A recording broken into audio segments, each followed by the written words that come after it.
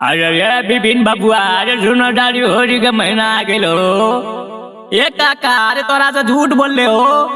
अरे ना खेले रे होली का महीना। अरे बाग बुरबाग अरे होली का महीना अरे बजा बीजो बीजवाई का गाना।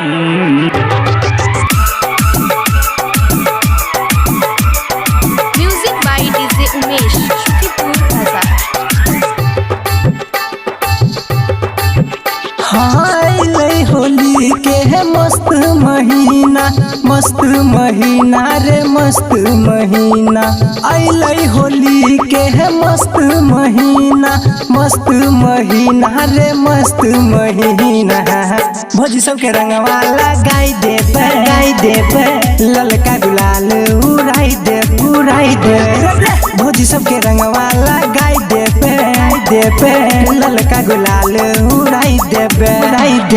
अइले होली के है मस्त महीना रे मस्त महीना। अइले होली के है मस्त महीना रे मस्त महीना।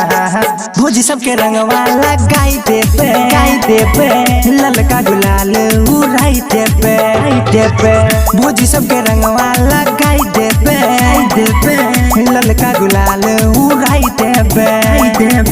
ए भौजी तनी लगाई ला।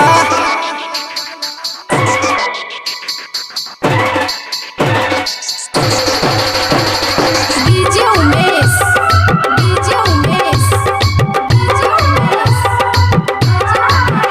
भौजी सबके रंगवा लगाई देबे ललका गुलाल उड़ाई देबे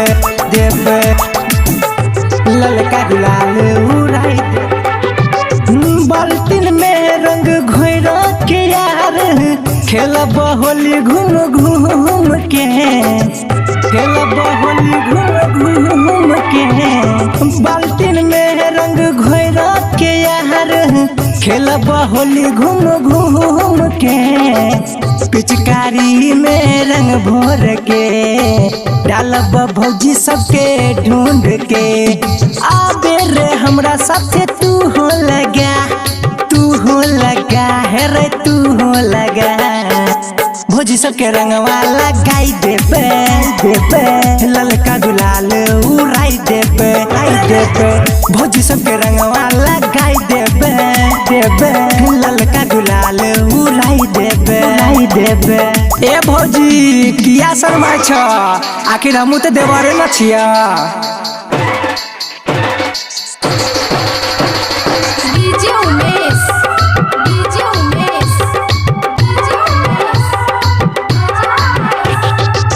भौजी सबके रंगवा लगाई देबे ललका गुलाल उड़ाई देबे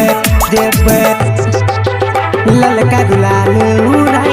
अरे तनको नाही डरे रे यार साथ में है बिपिन जरे। अरे तनको नाही डरे रे यार साथ में है संतोष शुभम रे।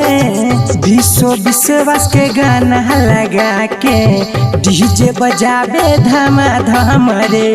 भैया के साली के रे बोला नचा। साली सबके रंगवा लगाई देबे ललका गुलाल उड़ाई देबे साली सबके रंगवा लगाई देबे ललका गुलाल उड़ाई देबे। बचबो नहीं है साली।